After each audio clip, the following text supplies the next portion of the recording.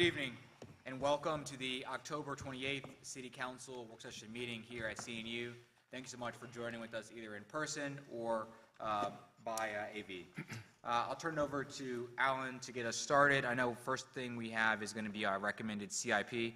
I'll turn it over to the City Manager at this time. Alan, over to you. Good evening, Mr. Mayor, members of City Council. The first item on tonight's agenda is the recommended capital improvement plan for fiscal years 2027 through 2031. As you know, each year the CIP is revised and submitted to the City Council. The CIP outlines the schedule and funding plan for priority capital projects and equipment purchases. The CIP serves as a commitment schedule for capital spending in the first year and a strategic plan for investments over the following 4 years. The recommended plan was developed considering the city's strategic priorities, debt management policies, and community feedback from surveys. It aligns projects with the city's focus on people, places, and government, providing a 5-year plan that meets both current and future community needs while maintaining fiscal responsibility. Overall, the plan continues redevelopment and existing transformational projects, such as the Choice Neighborhood Initiative in the Southeast Community Resource Area, as well as invest in modern public safety structures for the fire department. At this time, Corey Cloud, Assistant Director of Budget and Evaluation, will provide an overview of the FY 2027 recommended CIP. Corey? Good afternoon. Thank you, Alan. Good afternoon, City Council. I'm going to jump right into the recommended plan. Thank you for the overview, Alan, on the CIP. So when we look at the City Manager's recommended 2027 plan, it's approximately $1.1 billion, which is a little less than the currently adopted plan. Looking at just comparison of the 5-year plan to the 2026 approved plan, you'll see that there's certain changes in the individual categories. So in the general fund, you see that it's $751 million. And when you look at the year-to-year comparison, it's based on the type of projects that roll off and the type of projects that roll on to the CIP when you look at some of the changes that's highlighted in red. So for instance, with community development, you see a $7 million reduction there. That's primarily due to CNI having the last year of funding in fiscal year 2026, with $5 million being for CNI in the final year of 26. So you'll see certain decreases. We'll go over a high level overview of the projects that's included in the recommended plan as we go through the presentation. So this slide shows you the general fund bonds and cash capital that's related to the 5-year recommendation.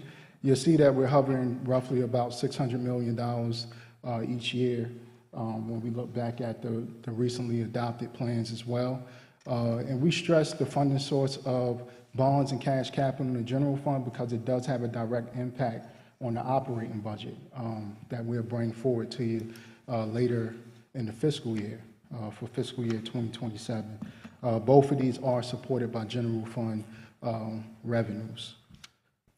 So in consideration of the CIP, we always look at our debt management policies, and we have 4 debt management policies. And based on current numbers of our unaudited fiscal year 2025 financials, we're well in compliance with these ratios. But we do take in consideration when we build in the recommended plan, the impact that it will have on these financial policies. So you'll see that the recommended plan does brush up against our thresholds for our debt management policies. And this does assume a pretty conservative view of how we would go about funding the recommended plan. The projections are based on issuing debt every year of the CIP as it's laid out in the recommendation.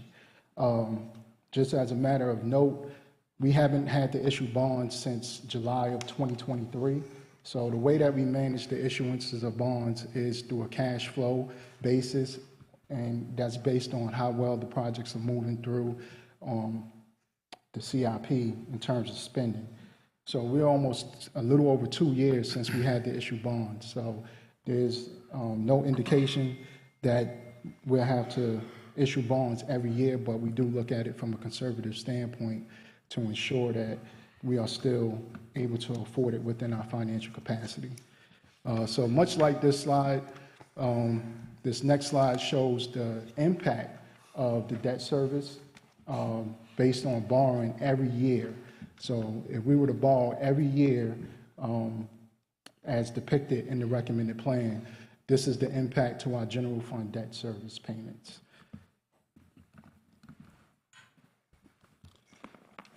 And looking at the CIP, as the city manager indicated, only the first year of the plan is actually approved for appropriation to move forward in terms of appropriating dollars towards projects.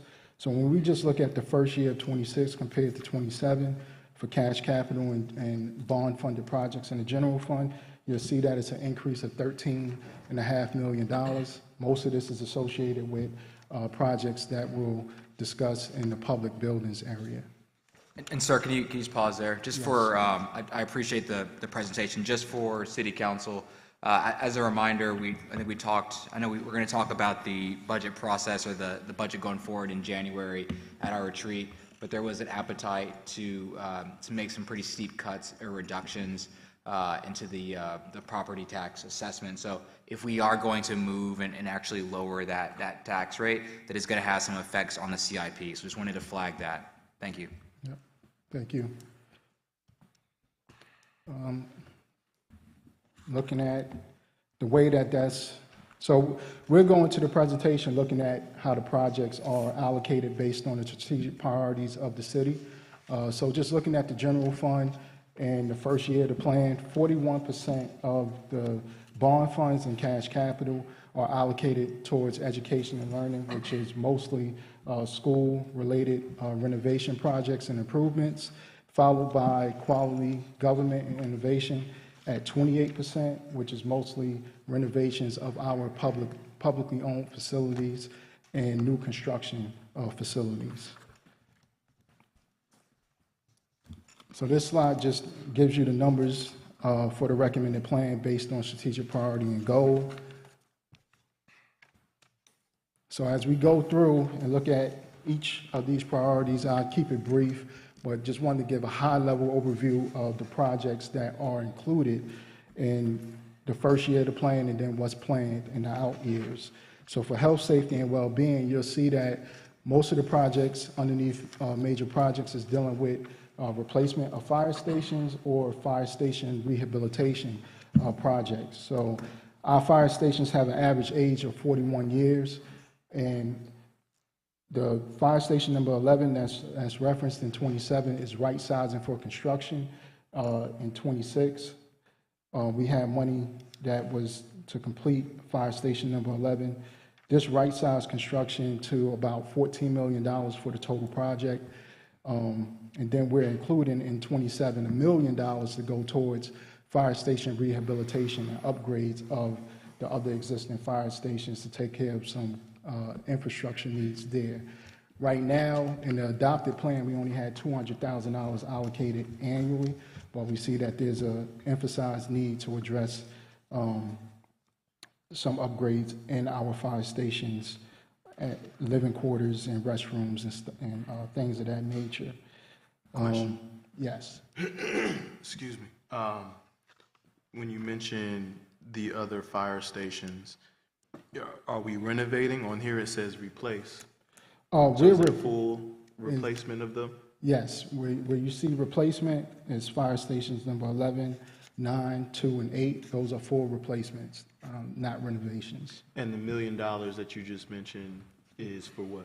Those are for existing fire stations that are not scheduled to be replaced, but to go towards living quarter upgrades, kitchen upgrades, bathroom upgrades as well in the existing fire stations.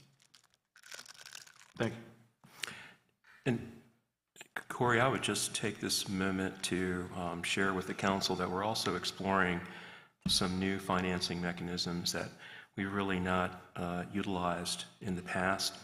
And so if we're able to mature our thinking around some of these concepts, which involve the use of a planning fund as well as utilizing a line of credit, we'll be able to accomplish more of these complete fire station replacements in a quicker fashion. So between now and when you are in a position to take final action on the recommended CIP, we'll bring forward those new ideas around financing some of these projects to your attention. So we have at least one or two more opportunities that are scheduled in the future for us to continue this conversation, but I just wanted to throw that out while we're talking specifically about fire stations. I got a question based on what Mr. Hart just spoke of. So you had mentioned that 23 was the last time we issued bonds. When do you expect that we would need to issue bonds again? We are currently in the planning phase and anticipate going out in January, February timeframe to issue new bonds. So that'll be coming up this year. So these debt amounts on page 11 is based on future borrowing costs or a combination of between current costs to what we expected? It's a combination. So this is, I can go back to that slide. So this is based on, so currently we have bond authorization from fiscal year 2023. That's what we'll be looking to sell in January. So what you see in fiscal year 27 is based on the actual sale of those bonds. The remaining years is projected based on what we have in the CIP or what we currently have existing in bond authorizations. So we still will have, after 23, we still have 24, 25, and 26 bond authorizations to be able to issue debt from. Okay, I understand. Only thing I was going to mention, thank you, Mr. Manager, for the context in regards to potentially being able to address some of the other stations. Part of me wishes that we can get Fire Station 9 in 2027. So if it is even possible, based off of what you just provided, I would hope so, but I'm glad you mentioned that to us, sir. So thank you. So, Yes, sir. yeah. I would say for Fire Station number 9, we actually have design that was appropriated, not appropriated, but authorized in, I believe, fiscal year 2025 CIP. So there is design money to start that. But we also know that Fire Station number 9 is also predicated on the construction of the new Grissom Library as well. But we do have funding currently to start at least the design of Fire Station number 9. That being said, does that have to be approved in this, or can we move forward with that? It's already included in the existing bond authorization, so it can be appropriated.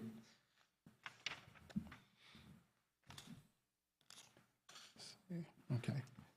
Education and learning, we have about $167 million over the 5-year CIP. This includes $10 million annually in support for renovations and improvements to school facilities, as well as bus replacement funding and technology one-to-one funding. Fiscal year 2027 includes the last year funding for Warwick High School, $32 million. And then in the out years, we have the full cost to support the renovation of the Denby High School renovation at $58.8 million. SECRA, we do have additional funding in this plan to ensure that we have the necessary furniture and equipment that is needed for the facility to be operational once it's completed. So that's also included in fiscal year 2027 to ensure all the facilities have what is needed for operations. Opportunity and economic prosperity, we continue to maintain at least $2 million a year to go towards strategic acquisition of property that's related to redevelopment and master plan implementation. The 2 projects that you will see identified in community development are related to our maritime assets that deal with bulkhead repairs for Mitchville Marina as well as for the Seafood Industrial Park. Both of these are essential to the operations of both facilities. Fun, entertainment, and culture addresses our needs that's related to our park facilities and recreation facilities, as well as our museums and public libraries. You'll see that we continue funding for athletic field lighting initiative. We also have funding in here for Grissom Library site improvements, which includes stormwater infrastructure and roadway infrastructure. You guys previously appropriated funding for the actual construction of Grissom Library, but having to go back and look at the site plans, there was a need to address the funding that was related to the infrastructure improvements. And can you do a big circle around the Hilton Fishing Pier? I know people have been asking about that. Okay, so we do have the ability right now, the plan right now is to propose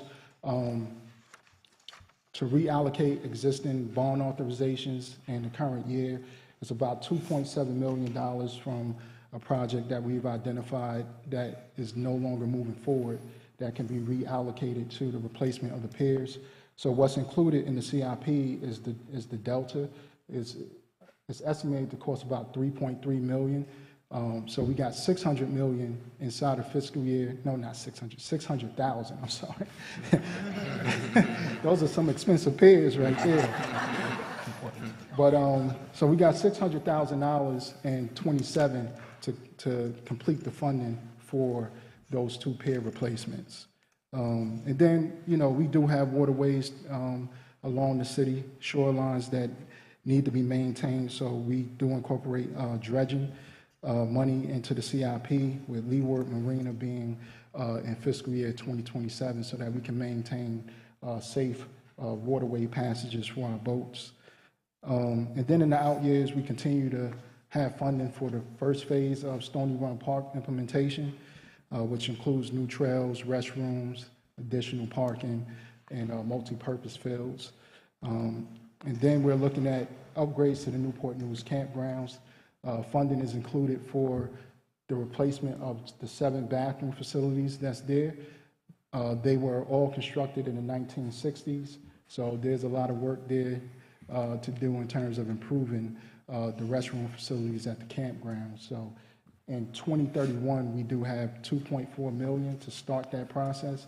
It is an estimated cost of about $5 million in order to complete all 7 restrooms. I have one quick question. Yes, sir. The dredging for the marinas and boat ramps, is that going to include Deep Creek? I know we just did some dredging, but it stopped at Mitchville Marina. And is it, I mean, the opportunity or the chance that that dredging can continue on up the creek? That's not something that has been identified in the plan, but based on your comments, that's something that I guess the city manager can consider. Okay.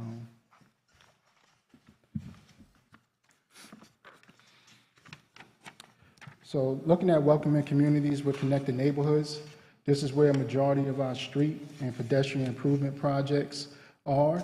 And we currently have about $113 million scheduled through state and federal grant support for these projects. We also continue to maintain funding of $300,000 a year for the demolition of blighted and vacant buildings. That was something that was new in the fiscal year 2026 CIP that was identified through our community survey as a high priority. So we maintain annual funding there to address those needs and improve on the blighted areas of our city. Some of the major projects include just 4 segments. You'll see 4 segments in the CIP related to Oyster Point widening. We have some major intersection improvement projects included in this CIP as well, and complete street projects. Also have construction of certain segments of Trail 757. Funding in the out years maintains construction related to the bicycle and pedestrian master plan. In 27, we actually do have $500,000 that's dedicated to design of 5 segments that have been identified. So once those are designed, the funding for construction is included in 28 through 31. Quality government and innovation. This is where we have some of our major renovation projects for our facilities, as well as new construction of facilities. So just like the adopted 26 CIP, We do have funding to construct a new courthouse. And then we also have renovations that's related to the acquisition of the governmental center in fiscal year 27 of the CIP, with planned funding still continued through 28 and 31.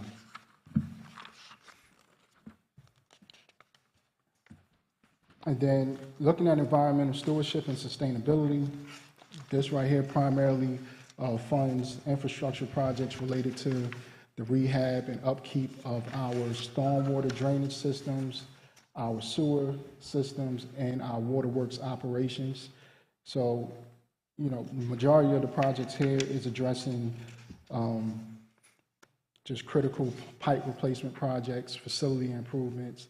We know Waterworks maintains 6 dams and 2 water treatment plants, and it's a lot of infrastructure that needs to be maintained and upkept. So that's all included in this CIP. And then with that, we can discuss next steps. As I said, this was a high-level overview of the projects of the recommended CIP.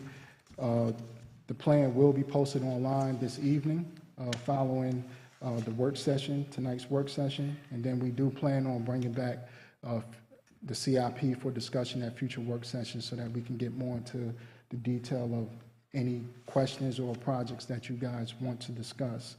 We do plan on bringing back the CIP for adoption at the February 10th meeting, and as always, you guys can call the Department of Budget and Evaluation if there's any questions or concerns with the plan or projects included. Thank you. From City Council, I think Councilman Harris, do you have a question? Well, excuse me, I don't have a question, but more so a comment as we start off our conversations with the CIP. I do feel as we continue to look into some of our priorities, and I still feel this way, that we have to find a way to start the process going with our school improvement with the buildings. We've had Denby identified, Warg identified for some time now, and just want to see what we can do creatively to stop having it on a plan and start to see some actual progress into how we can upgrade our school buildings. Had a chance to go up to Henrico not too long ago, and it seemed like every high school in Henrico has been less than 5 years old. And looking at our high schools, our 2 most recent are Woodside and Heritage, and that's coming on 30 years almost, if my math is correct. So I just wanted to put that on the record that we definitely need to make these schools a priority when we're looking at some of our city buildings as we move forward with our CIP plan. Agreed. And I would, just for the record, I would echo those comments, and I know Jerry Wilson will talk about it, Councilman Harris, but I think Councilman Long was the one that talked about the school construction that's going to be part of our General Assembly package, and that gives the school board the ability to also levy by voter referendum the ability to build more schools in a more, I think it's a more effective way. So 100% agreed, and I think Jerry will talk more about what we can do to encourage school construction from school board as well. Is there any other comments from City Council at this time? Okay, Thank you. I think Alan wanted to say something. Yes, Mr. Mayor, I just want to thank the budget staff for their leadership. As you know, we've been working hard the last couple of years to bring the proposed CIP to you sooner, so that we have more time for very deliberative conversations before you're ready to adopt, but also to ensure that there's adequate planning to ensure resources available in the operating budget. So thank you for allowing us to make these incremental adjustments in the timing, and I think this year we finally hit the mark. So I appreciate your support. Yeah, if we could just go back and cut $10 million, we appreciate it. Thanks all. Next up, we're going to have our 2026 state legislative priorities. We'll turn it over to Jerry Wilson. When it gets to the charter review, we'll talk a little bit about some recommendations from the committee and then some things that we can probably send back for some more work. But I'll let Jerry go through her slides and we'll interject as needed. Thank you.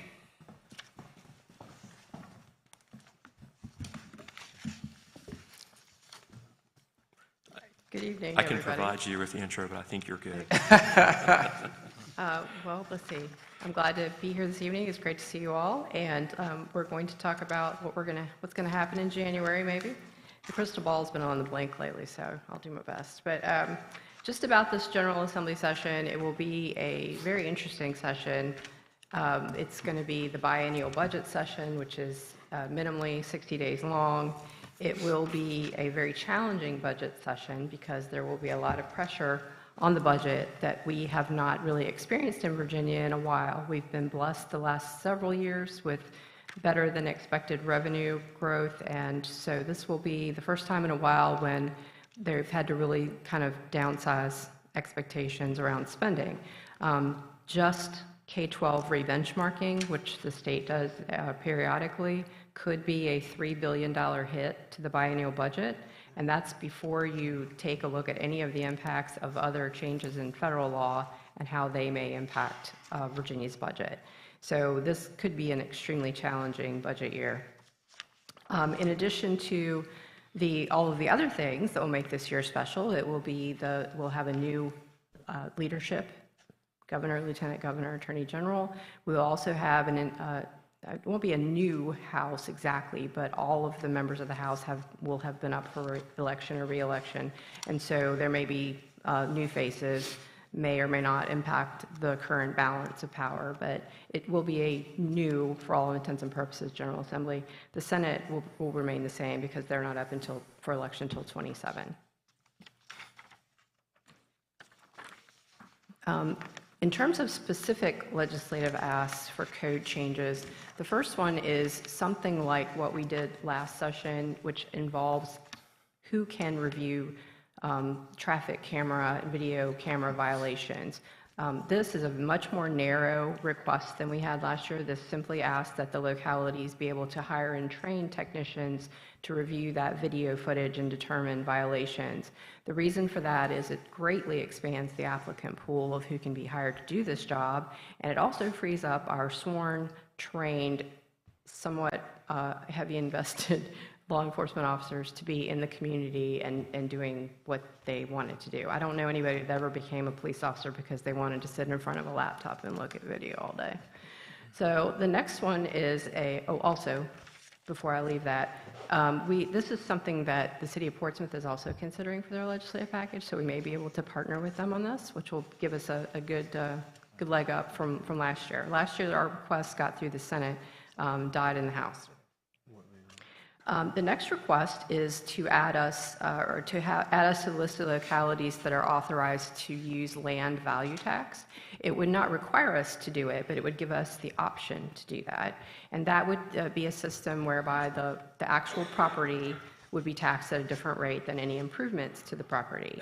And the reason for this is to really encourage property owners to develop land to the best and highest use without doing that math in terms of what's the cost for me to improve this property, and is it a disincentive for me to do so because of the additional, taxes, assessments, whatever. And Jerry, this is also just for council, this is the one Cleon and I've been pushing, the vacant land tax. It's just a way, I think there's 3 or 4 cities that are eligible to do it, but it just prevents people from just being sort of like out-of-town owners and just sort of leaving their property vacant. So it's an option. There's only a few cities that do it. It doesn't mean that we're going to do it, but I think it adds, we brought out a new housing director. We're really looking at blighted buildings. It just gives us another tool in our toolbox to say, hey, we can now assess this differently if you're just going to leave. As I drive down Jefferson, there's all those vacant buildings. There's just one, I think, of the biggest ways to address this. And for some reason, like Poquoson is one of the 4 cities that are able to do this. So I don't know why we couldn't do it. Yeah, that was part of our long-term strategy. We talked about a retreat. Exactly. Yes, currently it's Fairfax City, Poquoson, Roanoke, and Richmond who can do this. So the next section discusses, there are currently in the full package, there are 2 recommended charter change requests, and then the other 2 are for your discussion. The first one is a process to create a recall election for members of council.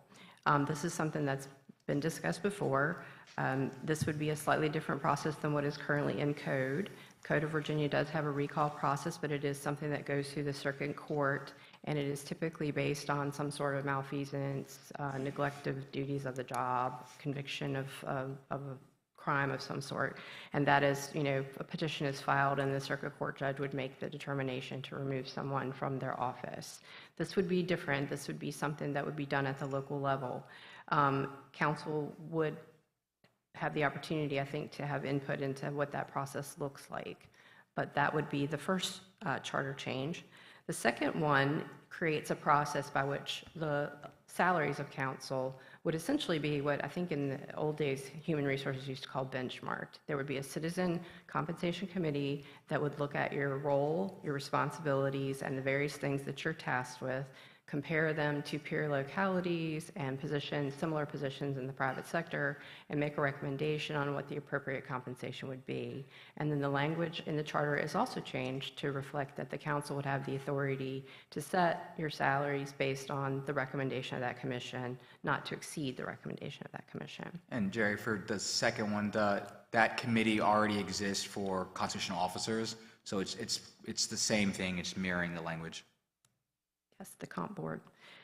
The next two are not fleshed out in the printed legislative package, therefore your discussion. And the first one has to do with, it says partisan elections, but I'm going to slant that a little differently. It would be basically allowing local elections on the ballot for you to be identified by your party. Currently, our charter specifically prohibits that. We're not the only one. A lot of cities have charters where the local elected officials are not identified by party.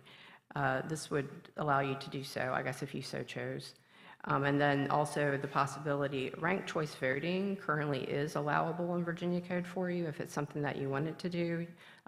Until July of, I think, 2031, you can, by a majority vote of council, choose to do ranked choice voting. And then the second bullet for discussion would be whether or not you would care to increase the number of city council or elected school board members. And I just want to start the conversation and then just would love to hear people's comments. We put those, can you put it back on the screen, Jerry, or whoever? So we put it up because it is worth discussion. So we put a lot of time and effort in creating that charter review commission. It's like a 60-page document. And like these are like three of like the top 6 that they recommended that we have a discussion about. And I think we don't have to decide here right now, but I think for at least the bottom 2, I think we need to have some direction of where we want to go. For my personal opinion, I think once the General Assembly moved elections to November, we get into what I call it a jungle general. So what that means is you could potentially, and you've seen that actually across the state when people run for lieutenant governor, when there's 5 or 6 or 7 people running, someone wins with like 21% of the vote or 22%. So I'm actually, my personal opinion is it doesn't matter if we do partisan elections or ranked choice voting, but there has to be a mechanism by which 8 people don't run for one thing. It doesn't make any sense. So I'm open to either one, or we can just keep it how it is. And then I know there was a lot of like, we'll call it like military scuttlebutt about appointed school board or whatever, but I think you see what's happening in Virginia Beach. They're having a completely citizen-led referendum if they want to go to 10-1 or I think 7-3-1 about added seats. And so I think compared to other cities, I think we have room for growth. If you want to add, obviously we'd add the same for council and school board. Those could be super ward like Norfolk, so you could have 2 super wards potentially, or you could have at large. But I think there is an opportunity, I think, to get more voices on council and school board, especially some of those voices that we don't hear. So we don't, we're not voting on anything today. We're just having a council discussion. So I open it up to the rest of city council at this time. So for me, talking about the increase in the membership of the school board and council, what is most people thinking about that as it relates to the trying to get more of a voice for people in the community, or Because just thinking about Newport News, ours has been really based on districts, the 3 districts. Yeah. I can only answer it for me. I think there, I may be clear on what's. Well, no, I was going to say, I think it is, I guess to Councilwoman Vick's point, maybe the discussion should be around, should we do super wards versus adding number of seats? Because I'm looking at each district, 60,000 people. I think that's doable, manageable, but maybe the super ward would lead us away from that whole, I remember when I ran, everyone asked the question, would you look at the city as a whole, or are you just going to look at your district? And I think super wards would help even out the look at the city as a whole versus just their one particular district. So I think there could be some more conversation about super wards versus increasing the seats, number of seats. And any other discussion? I mean, on the point about the number of city council members, have we ever just considered reforming what we currently have instead of adding members, like taking one member from every district and reformatting, you know, as what Councilman Long was talking about, a super ward, you know, maybe a district that one is south of Oyster Point Road and one is north of Oyster Point Road. I'm just kind of, I don't know what the population numbers are. That's for, you know, people above my pay grade to figure out. But instead of just adding in more people, maybe look at the way we currently have the wards structured as they are right now. I did have one more comment, I just need some clarity. What would be the difference in the recall process from what the state is already mandated? The proposed process at the local level would be that someone could file I believe it's called a statement in fact of what the problem is, not within the first year after an election, so someone couldn't be just immediately targeted because we don't like you. But after the first year, someone could file a statement of factual reason why they felt the person needed to be recalled, and it would be considered. Then there would be, I believe, it would have to be scheduled, I think, for a referendum, Bob? Is that how it was written? That it would be a voter referendum? Yeah, there were certain numbers required on the petition as well, and then there would be a period to allow the public to come in and add their names to the petition if they wanted to. There would be a threshold where you'd have to have a certain percentage of the qualified voters for that district to sign off on the petition before it would move forward. Then if it moved forward, it would go to the court to schedule a referendum election on whether the member should be recalled and removed from office or not. And the person would have an opportunity, I believe, also to respond in writing to whatever the statement of factual issue was. And then if the referendum were successful, that based on whether it's within your district, the voters within your district, or if in case of the mayor, it would be the voters at large, they would remove you from office. So just for clarity, then, so the petition is sent out, you get the signatures, and then it goes to a circuit court judge for review? Just to set the election. Just to set the election. So you don't have an opportunity to plead your case about why you should not have a recall. It's just, you're going to get a recall. And as long as they hit that number of signatures. And then also, the other question I had was, you said that it would, they wouldn't be able to do it within the first year. Correct. Of the election. But does the state code say that as well? No. So could we go against the state code when it comes to setting a time limit?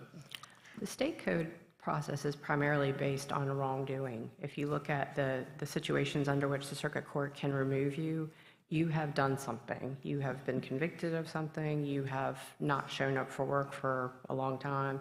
So this would be a somewhat different by saying that you couldn't be recalled within the first year at the local level in this process. It actually, I think, is probably a little bit more generous than what happens at the state level.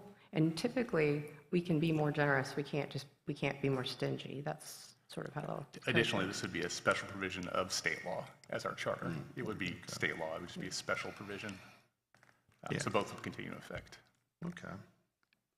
And I do agree with the, I think the, to flush this out about the Citizen Compensation Committee, I mean, I work for a constitutional officer. There was a comp board. They look at, population, duties, all of those things, and they set ranges. So, yeah, I'm also very interested in seeing how we can work that out as well. And I think next up was Councilman Vic. Yeah, and I just wanted to comment and say my opinion about the recall elections for council members. There are 2 points that I brought up the last time this was discussed with the council, because part of having a charter, city charter, to have a recall process, that means that city council members can recall their own member, right? And so with that, by the time most people are running campaigns, there are some people competing against each other, and they end up on the council. They may just be from different parties, political parties. And so with that, I think that could get real, lack of a better word, kind of messy, because you don't know if people really have a valid reason to try to recall you. People can kind of team up and say, we don't like him or we don't like her. Let's try to get them off council. So for that, I know I won't be supporting that. Is there any other? We'll go Vice Mayor, and then I'll wrap up just to keep us on time. Yeah, so for me, this is personal opinion. I think for the recall process, I think it's a little redundant, especially if the state already has a process. So I agree with Councilwoman Vic. Everyone up here believes in transparency and accountability, and with the state already having a process, I'm more than fine with just going with the state process. As far as partisan elections, ranked choice voting, I don't know how I feel. Maybe, I think, right, when you go back to the push to move to November, I know there was an argument that, hey, why, if we move the elections from May to November, you're going to make it partisan, for sure. I guess my only issue with that logic was, in May, right, we know the turnout was atrocious. People don't turn out in May, and there was no plan to engage more voters to want to participate in local government. And so by moving to November, yes, you have a large number of people that are already voting, but that's a great opportunity to educate because they're already there. So that was how I always felt about it. I actually do think the ranked choice voting could have a good impact if we were to look into it a little bit further, but open for the discussion. And then the school board and the city council increased seats. I don't know. I hear the super ward. I hear I'm 50-50 on it. The issue is if the school board doesn't have taxing authority, I just don't understand why we would create more seats on the school board. But again, I'm open for discussion, and that's all that I have. Thank you. We'll go Councilman Ely, and then I'll close. Just one last thing, especially about ranked choice voting. This is something foreign to a lot of people, and they don't really understand how that process works. So I think it'd be very helpful moving forward that we have like another presentation just so people can understand, because in the beginning, it can be very confusing about how this works and about that. You have a first choice, a second choice, a third choice. You could vote for one person and not worry about the other 4 people that are on the ballot, or you can vote all the way down to number 4 or 5. So I think it would be helpful not only for the members on council, but also for our citizens as well to get a lesson on exactly what ranked choice voting is all about. We'll let John go, and then I'll wrap up. First, I'd like to thank the committee for coming up with, giving us these great recommendations.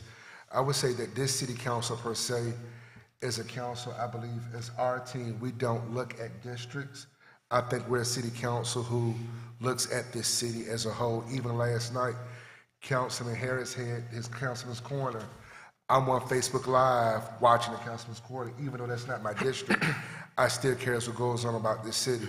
So I don't know about councils after us, but I would say this current council right now to do super boards or at large, I don't think that's the criteria to fit this council. I could strongly defend everybody on this council as council members who look for what's best for Newport News, not just Western Air District. Thank you, Councilman. Jerry, can you pull back up the main slide? Sorry, the next one. Yeah, perfect. So, and as just a reminder, Jerry, we're not voting on this tonight, right? It's going to be voted on at a later point. It is, it's 2 weeks. 2 weeks. So I'll make a recommendation, and if anyone, feel free to push back on this. Jerry, I don't think we have, and I think talking to members of the General Assembly, they prefer when it's like a 7-0 or a 6-1, to like on council. So Jerry, I don't think we have enough people in support of the first one, the recall election. So let's probably scrap that unless like there's like the appetite to bring it up. I think 2 is good, and then I think for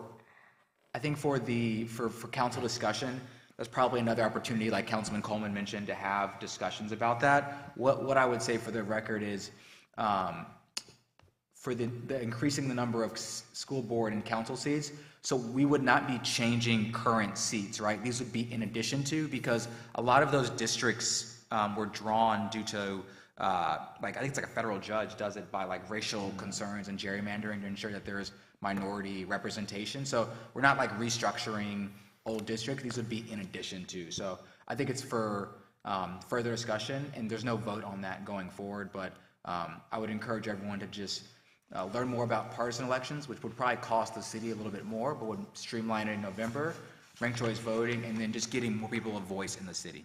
So I think we'll go with that, Jerry. Okay, great. All right, moving along. The next request in our package is a budget request. It's the same budget request we had last year that was unanimous, or not unanimous, but it was strongly supported at both houses, General Assembly, House and Senate passed, and then the governor vetoed it and put it in his $900 million veto fund. So we're once again asking for $2.5 million in each year of the biennium, which would be our grant from the Safer Communities program. Currently, Safer Communities only has Norfolk, Richmond, Portsmouth, and Roanoke that receive grants. The program is administered by DCJS, and the goal of the program is to essentially address the root causes of community violence. It's a program that does things like mentorship and outreach and after-school programs and credible messengers and programs that build trust between the community and law enforcement. So it's somewhat different than some of the other violence reduction programs. So hopefully we will be successful with that this year. We have several new policy statements, and I'm not going to go too deeply into them in the interest of your time, but the first one, if any of you actually saw the op-ed that was in the paper, has to do with the creation of the Regional Aviation Authority that would essentially take the Hampton Roads Region's airport assets and put them under a strategic kind of plan for managing them all in conjunction with each other, as opposed to how we currently do it, which is everybody manages their own and we all hope for the best. There are a lot of advantages to this. If you've seen the Port of Virginia used to be all locally owned assets, and they put that into an authority, and now it's much more successful. The Richmond region uses a capital authority to manage their the Richmond airport, and then some of course, MWA in Northern Virginia. Lots of places use this, strategy to try and get economies of scale, I guess, when you have lots of different assets all over. The next policy statement that's new this year has to do with incentivizing housing supply. As you know, the state and actually the country is having quite the housing crisis with the supply of attainable and affordable housing. And so one of the struggles that we face with the General Assembly is the desire by some to pass legislation that is more stick than carrot, to make us do this and make us do that. And that may not necessarily lead to outcomes that are beneficial to all the localities nor fit the locality. So our statement simply says that we support legislation that incentivizes the development of more housing and the local control over housing that fits our community. It also supports state investment in things like the Virginia Housing Trust Fund, which currently gets about $87 million, more than $87 million a year, which is great. But I mean, we all know, based on everything that you've seen and read, that we could probably spend 4 times that much easily and still need more money. The third policy statement here has to do with municipal water systems. This is very, very new for us, although for the last several years, every year, there's been a bill that had something to do with water. And as the water provider, it doesn't matter whether it's changing the way withdrawals can be made, changing the way our municipality has to respond to emergencies, or changing, what we need to do in terms of staffing. All those things ultimately impact the sustainability and operations of our waterworks system. So this covers kind of a broad but interesting array of things that may appear in the General Assembly so that we can respond to legislation that doesn't support our continued successful operation of the waterworks. Other new policy statements have to do with having the authority to place an excise tax on vaping and e-cigarette products. If you've read the research on e-cigarettes and vapes, indicates that younger people are extremely cost aware and price sensitivity is a big issue for them. So the more expensive these things are, the less likely they may be to buy them. And also research says the less likely they are to then move on to actual cigarettes. And so the benefit of establishing the excise tax, in addition to any revenue that would be generated that could be used for programs to offset the health implications, would also potentially be, discouraging young people from trying vaping in the first place. Or old people, we try new things too, right? And Jerry, just for time, because I know we're going to talk about federal impacts, can we go to maybe the third slide and talk next steps about the timeline? Can I just ask one question? It was getting ready to come up to a policy statement about the support eviction reduction initiative and resources, and I do appreciate you working on those statements for that, and as well as the housing trust. Talking to United Way, they've mentioned that Newport News citizens actually benefit greatly from this eviction reduction. I'm not sure if that program is well funded. I know we have a section on budget impact, and I'm wondering if that's another area we could potentially ask for increase. I don't know that number. I'm sorry to just put you on the spot, but I know I've talked to you about. I was sitting there going, I know somebody's going to ask me this question. Yeah, no, because I know I talked to you about the eviction reduction. I'm just kind of curious. So the current Virginia Eviction Reduction Pilot Program is funded at about $3 million a year. It's been a little higher, so I think it went up to 3.5 one year, but it basically works at about $3 million a year. And it was originally set up as a pilot program. So in working with United Way, they have determined that that particular program has helped to reduce evictions in our region by about 90%, which is really kind of a phenomenal statistic. So the support that we've put in here for making, number one, putting more money in the program, and number two, making it not a pilot, an actual permanent full-time part of the Virginia budget. I do not know what the right size for that program is. Could we in fact put in a specific budget amendment to ask for more money? We certainly could, but I don't know what that ask would look like. So I would want to find out how much would we need and what that would mean. So would it be statewide? Would it be, do we just want it for our region? So there's a few questions about that. That certainly could be a request. Yeah, I just think it would be added benefit, especially for our homeless reduction program group that Mr. Archie are part of. Okay, so the only other things, the one thing I do want to make sure I talk to you about is the impromptu event legislation very quickly. We've been working with Virginia Beach on this, and has to do with when unplanned, unpermitted events of large groups of people show up in very popular places, and how the city could respond to public safety in those situations. For the beach that was oceanfront, for us, it might be city center. And this, essentially, if we support this legislation and it's successful, we could create an overlay district in which when a pop-up event or an impromptu event occurs, we would be able to do things like reduce speed limits, enforce occupancy limits more strictly, raise curfew. So that would enable us to kind of better control these types of things. And the events, the zones where these things would be very clearly marked, and they would be put out on social media when they're activated. So we've been working on that as supporting and working with Virginia Beach on this one. The rest of the policy statements are things you've seen before: unfunded mandates, BPOL, M&T, local authority on short-term rentals. The one on school construction and modernization, which would allow the council to approve a referendum for a 1% sales tax. That money would then go into a fund for school modernization and construction. let's see, public safety funding, military community infrastructure grant program, and funding for transit. So these are all things that you've seen before that we continue to support as they work their way through the General Assembly. And I know we are short on that one, but just wanted to give some time to talk about, the country's currently shut down. So I think that's not more important, but just want to give council opportunity to talk about that. But is there any questions, comments, concerns for Jerry at this time from City Council? I have one more. Yeah, Vice. I know one of the standing policy statements, is to, and going back to what Councilman Harris said, supporting, additional resources for school construction. I think we should do the same for our courthouse. If there is a way to, I imagine our courthouse isn't the only one in the Commonwealth that needs to be rebuilt. So if we were to create, if the state were able to create a similar situation or a similar fund for school construction, we could support that and potentially expedite some of the work that we have to do. So I think that should be a part of our legislative package in either trying to encourage, but if there is something, we would support it. So that's the last thing I wanted to mention. Agreed. Thank you. Any other comments from City Council? If there's still discussion, I don't want to rush this. Okay, I think we're good. Thank you, Jerry. So at this time, I'm going to turn it over to our city manager, Alan Archer, to talk about federal government shutdown implications, and I'll just give sort of the intro.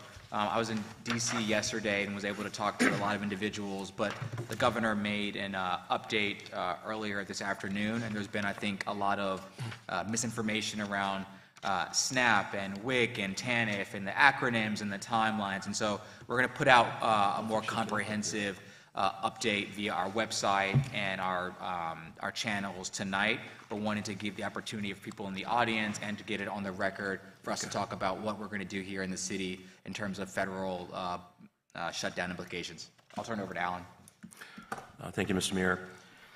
I think between USDA cuts, budget reconciliation, and government shutdown, this could be a very rich conversation. We might continue this conversation for the rest of the evening, but I know we have a limited amount of time. I think what we want to do really, first of all, is give you an update on the SNAP program. That is front and center in terms of programs that benefit Newport News residents that we all know has had a significant impact in terms of federal funds being really, I don't even want to say redirected, being withheld at this time while conversations are ongoing in Washington. So the governor, as many of you know, has come forward to ensure residents of the Commonwealth that there is a strategy in place to ensure that SNAP benefits continue to those eligible recipients who are receiving SNAP funds currently. So first of all, we want to ask Kimberly Thomas to come forward and provide you with an update with all the latest information as it relates to SNAP. And then I think what we want to do after that is just have a conversation with you about your appetite and interest to pursue other ideas beyond what the governor has brought forward with his emergency declaration. So, Kimberly? Thank you. Good evening. Good evening. Just to make sure I can keep the pace going a little bit, if you need to ask me to stop or slow down, I will, but I'll try to just be as quick as possible. Thank you. So in response to Governor Glenn Youngkin's declaration of an emergency on October 23rd, the state has allocated $150 million in a new fund, and it was named today the Virginia Emergency Nutrition Assistance Program. This program will cover it will close the gap on the need for food insecurity with the 850,000 Virginia households who receive SNAP benefits on a monthly basis. It's important to point out a few things, that this emergency fund, again, is general fund. It is not part of the USDA federal pass-down money. This is money that the state has allocated towards this effort. It is unique to Virginia. This is a fund that has only been guaranteed through the month of November 2025. We've not received any guidance on anything that's going to happen after November 2025. Some of the important highlights that I do want to touch on is, one, we will start with the funding disbursement. With a normal SNAP allocation, the family would get their full allocation either on the 1st, the 4th, or the 7th of each month. With this state funding, it will be 25% of the total allocation each week. So each week, the family will actually receive a new allotment loaded to their SNAP EBT card. The example is, if a family receives $400 a month in SNAP benefits, they will receive $100 per week throughout the month of November. One of the bases behind this is the unknowing as to when the shutdown will occur. Because this is state money, households will still be eligible to receive their federal SNAP benefits after the shutdown occurs. So the state wants to really piecemeal this out in the event that the shutdown stops sometime in the month of November. Ma'am, is there any option that the first payment would be delayed, messed up, et cetera? Yes, and that's part of my slide. Got it. The first payment is actually scheduled to happen on Monday, November the 3rd. And if you follow the SNAP rules, as I stated before, it's usually the 1st, the 4th, and the 7th. But because the transaction system company that's doing the EBT processing, they want to make this a every Monday, Wednesday, Friday, rather than 1st, 4th, and 7th. So it's important, and this is stuff we will have on our website. A family that would normally receive their SNAP benefits on the 1st of the month will receive their quarter allocation every Monday of the month. The 4th of the month recipients would receive their allocation every Wednesday of the month. And the 7th of the month allocation would receive benefits every Friday of the month. So Saturday is November 1st. No one will receive SNAP benefits or this Virginia Emergency Nutrition Assistance payment on the 1st. The first payment would not be made likely until the 3rd. So we do have a stretch of a few days that there may be households who are seeking additional community resources. There is a possibility, and we're hoping to find out tomorrow if this is worked through, but there is a possibility that the vendor may not set up payments until November the 10th. So the first payment may not be November 3rd. It may be November 10th. We're taking information from a federal system where there's no one in the federal office and trying to translate this into a state general fund payment to Virginians to kind of close that gap. So that is the possibility. A question that's come up several times is, will folks receive on the 10th the payment for the 3rd and the 10th? No, it would just be the payment for the 10th. The state is calling this, and I'm going to use a term, but for lack of a better word, a gift. So the idea is that to stay on cadence, it will only be Monday, Wednesdays, Fridays, but the start has to be on a Monday. They won't do it in the middle of the week. The cadence will always be Monday, Wednesday, and Friday, but any missed opportunity or missed week will not be doubled back in another week. As far as the other entitlement programs that we participate in this city, the funding for TANF, WIC, or the Women and Infants Children Program, child care subsidies, and Medicaid remain funded through November 2025. With most of these programs, they have used cost savings from previous fiscal years to keep their doors open, but we are literally talking week to week in no more than a 30-day stretch right now. There is no guidance or no guarantee that even the availability of the previous year's fiscal savings will carry us beyond November 2025.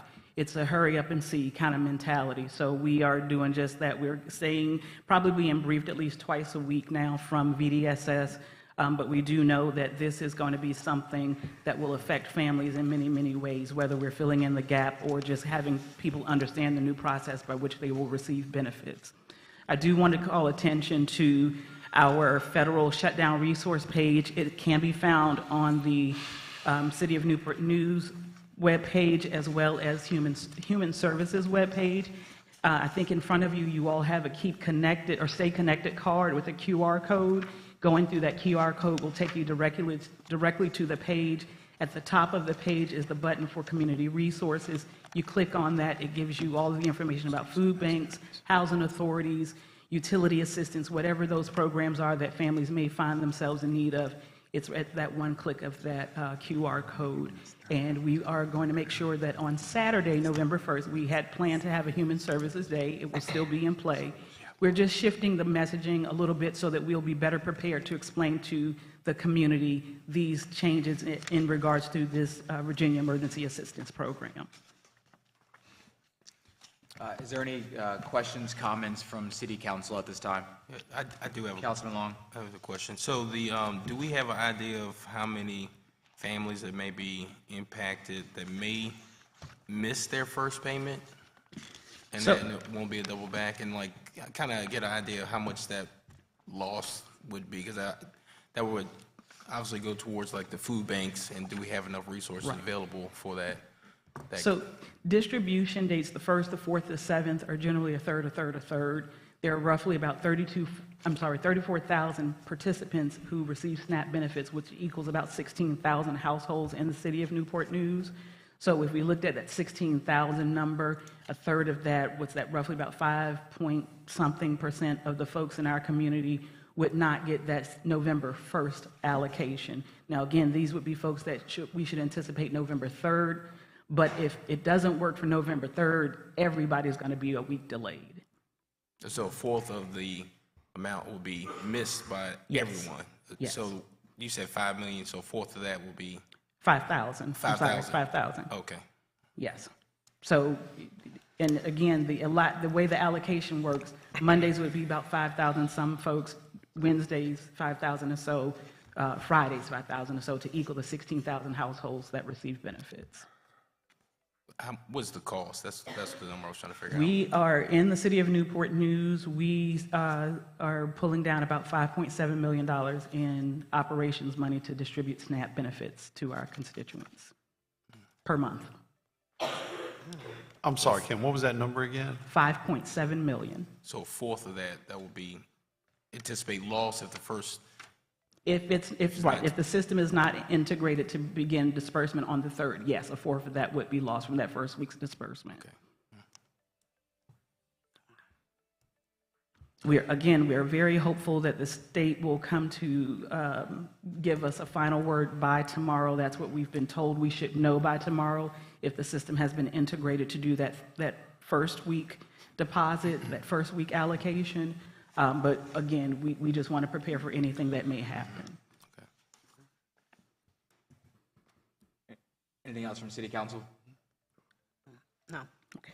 I just want to say just thank you for all the hard work. I know there's been a lot of meetings, as well as to the comms team and everyone who's been involved. I think there was all the ACMs and deputy ACMs.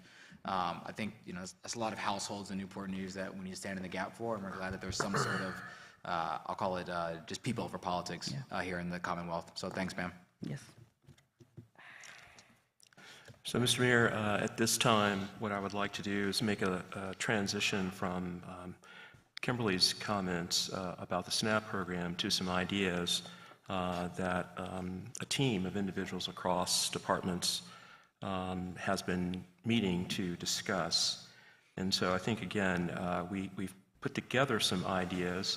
We'd like to share them with you quickly this afternoon to entertain your thoughts about these additional suggestions about how council may stand in the gap, how you may look at other opportunities to provide relief to those most negatively impacted by a variety of circumstances, not just the SNAP program.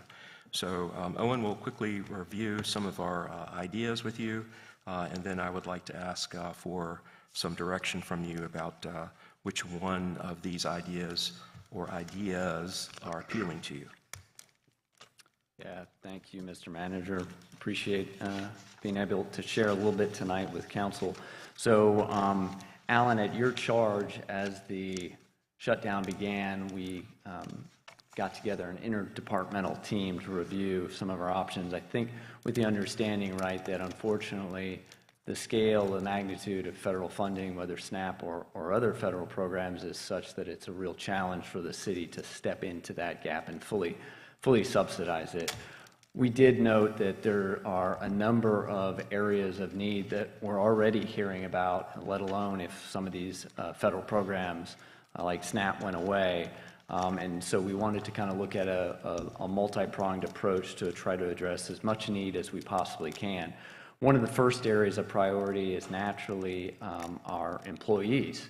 some of whom are already suffering some of the effects of the federal shutdown. And so working closely with our Human Resources Department, we want to provide those resources and connect our employees with those resources, some of which already exist, as well as potentially additional ones. Some of it is simply a lack of awareness of what is there, and so we put together, try to make it easier for them to access that information.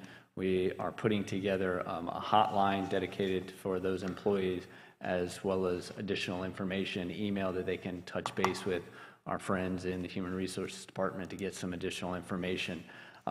We've also created that website, as Kim just touched on. That'll be a great resource not only for city employees, but for the larger public as well. Moving from that, we wanted to take a look at what are some of the most immediate needs. As we examined the potential before the governor's announcement of SNAP going away, clearly food insecurity is a major one. With that being the case, we've put together a proposal working closely with Hampton Roads, our friends with the food bank, to provide some direct support for them. I know the state is committed to providing $1 million across the Commonwealth, but we've made a commitment in conversations with the food bank that we think we can support them at about $150,000 level. That provides a lot of assistance over the course of what will likely be a month. Our food bank supplies over 50 institutions here within the city of Newport News with this direct support for food, including many food pantries. We think that's an immediate way to address some of those food insecurities that unfortunately we're already beginning to hear about. In addition to that, we've put together and are exploring some proposals that we think will add additional levels of support. So one would be really directed at furloughed federal employees. We think that there's an opportunity to work with some of our nonprofit partners in the community. That's an advantage because many of them already have some of the mechanisms, the rails, to get this funding out in the community as soon as possible. There's an opportunity in that case to partner with nonprofits and to provide interest-free loans that could assist them. We've identified for this the potential of using some ARPA funds that we still have remaining. We think it could be a good fit and would address those needs. There's an addition to a potential furlough program to explore another one that would be more broadly focused on the larger community. We think this could be a permanent program. As Alan suggested, right, this is a pretty complex and evolving situation, and even if we get through the most immediate need, we may find ourselves in a position not too distant future where we've got similar challenges again. And so it might be advantageous for us to have some type of permanent fund stood up that we could turn to more quickly. So we're looking at that, once again, partnering with community nonprofits as well. Once again, we think that would provide direct support, likely paying for those critical bills that households may be falling behind on. We think that could be a grant program, and once again, we'd be looking to use some ARPA funds, probably about $1 million in both cases for each, or up to $1 million in each case to provide for those needs. We are just at the early stages of this. We've begun to have conversations with community partners. Staff continue to monitor the situation, and we continue to work through some of the details, but wanted to put some of those ideas in front of you tonight to see if you had any thoughts on those. Alan, I'll turn it back over to you. No, thank you, and that's a quick summary. The primary partners in both of these funds, also with regard to food insecurity, would be the Peninsula Food Bank, Thrive, and the United Way. So those are the three organizations that we have been having discussions with regard to strategic locations for increased access to food and food distribution, as well as the relief fund for those that are experiencing a variety of impacts associated across a front of social issues. And then the secondary fund that Owen mentioned would be for those that have been furloughed. It would provide, we are discussing at this particular point in time, a cap of up to $2,000 or some level that we might set would be available to those individuals. The funding would would be in the form of a no-interest loan, and for those that qualify through the furlough fund, there would be a repayment required at the conclusion. The secondary fund, which would be through Thrive, would provide a cap for those individuals that either need access to food or need access to other services. Of course, you all are familiar with the hub that Thrive operates, and so they have the ability to connect individuals to a variety of resources in order to provide them with stability. So with that, I will be happy, along with staff, to entertain any questions that you have. City Council? Sounds good. Alan, what do you need? I know we talked about this morning. Is there any action required right now from City Council in terms of a vote, or is it more of a in the affirmative? If you would care for us to go forward and bring back to you specific proposals regarding either fund or both funds, or more information about our partnership with the food bank, then we would bring those back to you with clear guidance and implementation dates, start times, communication guidance with regard to distribution to the community. If you know you want one versus the other, or if you say, Alan, go ahead with proceeding along the lines with all three, then that's what we'll do. I know personally, I'm definitely in favor of Thrive. I think when it comes to loans, it gets just a little bit kind of iffy on that. But I think that one probably requires more council discussion offline. But I don't want to speak for my colleagues. I feel like the Thrive one is good to go. Is that accurate? Yeah, I would agree with that. It's my understanding that food insecurity is a significant issue across the country, not only here in Hampton Roads. And if you were to do anything that might provide individuals with greater access to food, not only for individuals but families, I would certainly recommend a prioritization of food, whether it be through Thrive or also by partnering with the food bank to make food available in greater quantities to Newport News residents. I would just say that I know donations for food has decreased over the last year. So, I mean, any help for Food Bank, Thrive, or United Way, I mean, it would be in the best interest of our residents. Okay. The only thing I got to say about United Way is some of those larger organizations, sometimes it'd be too many hoops to get through to our people. By the time our people get our food, they just starve and probably dead. I like the initiative with Thrive. It's simple. It's direct. I'm just not for all those big organizations while we're in this crisis standpoint, because we go to these places for rent relief. It takes an act of Congress to get rent relief from these larger organizations. I'd rather give it to local, like we got the Safe Haven in Denby. We got the pantry with the Gethsemane downtown. You got Thrive in the central part of the location. I'm just not in support of these, because who knows when you give it to those big organizations. I don't want the money going to no other city but the residents of Newport News. And it's just, and I know firsthand because I try to experience it. When I deal with citizens in my community, they say, well, I called this place, I called that place. You get a voicemail, you get this. It's like, I can't deal with it. So I don't want our citizens, when they're hungry, got to call away 800 number. They got to wait to get called back. They got to fill out this form. You are dead, and that don't work. I like Thrive. You go in there, you get your food, you go home.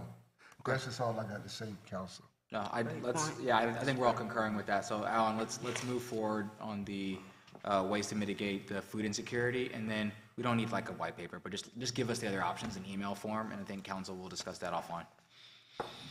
Okay, thank you very much. Thank you, Alan. Thank you. Appreciate it. I know we're going to go into a closed meeting next, but I just want to get this out of the way. I know that we usually cancel Alan, the second meeting in November. Is that still good to go for City Council? That's usually what we do. So I want to make sure, do we need to take a motion for that? So moved. Second. Call the roll, please. Councilman Harris? 4. Mayor Jones? 4. Councilman Long? 4. Councilwoman Vick? 4. Vice Mayor Bethany? 4. Councilman Coleman? 4. Councilman Ely? 4. Motion carried, 7-0. Thank you. And the last one does not require a vote, but I think this is a fan favorite of Councilman Ely. I know there's a big appetite to have an extra day of PTO for city employees on Thanksgiving. So it's John's idea. He gets the credit. But Alan, we can make that happen. Whether it's however you do it, half day, full day. Just let's get extra. More people can get some time at home for the holidays. Thank you, Mr. Mayor. I'd be happy to entertain that recommendation that has been championed by many of you, to include Councilmember Ely. For the record, it's John's idea. Thank you. And we'll have a short conversation with staff and share with the employees our recommendation. And so we appreciate you recognizing the hard work of our employees, particularly during this time of year, and I'll take full advantage of the opportunity to grant employees additional time off at Thanksgiving. Perfect. Thanks, sir. Councilman Long, can you take us into closed session? All right, I move pursuant to Section 2.2, Tac 311A of the Code of Virginia 1950 as amended, subsection 5-6, that council hold a closed meeting for the purpose of 5, a discussion concerning prospective business industry, expansion of existing business or industry where no previous announcement has been made of the business or industry interest in locating or expanding its facility in the community subject, which is prospective new business in the northern section of the city. 6, discussion or consideration of the involvement of public funds where competition or bargaining is involved, where if made public initially, the financial interests of the government unit will be adversely affected in the subject, which is the potential investment of public funds in the support of a public festival. Second. Call the roll, please. Councilman Harris? 4. Mayor Jones? 4. Councilman Long? 4. Councilwoman Vick? 4. Vice Mayor Bethany? 4. Councilman Coleman? 4. Councilman Ely? 4. Motion carried, 7-0. Thank you all.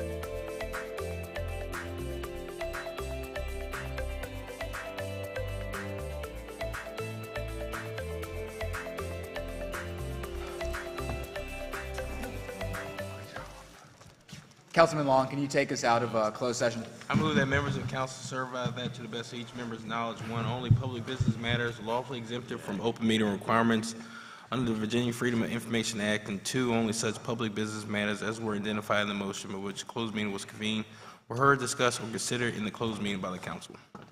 Second. Moved and seconded at this time. Please call the roll. Councilman Harris. 4. Mayor Jones. 4. Councilman Long. 4. Councilwoman Vick. 4. Vice Mayor Bethany. 4. Councilman Coleman. 4. Councilman Ely. 4. Motion carries 7-0. Thank you. We're about to be adjourned for council. We're going to come back. We're going to start in 5 minutes. So everyone take a 5-minute break, and then we'll start. We stand adjourned.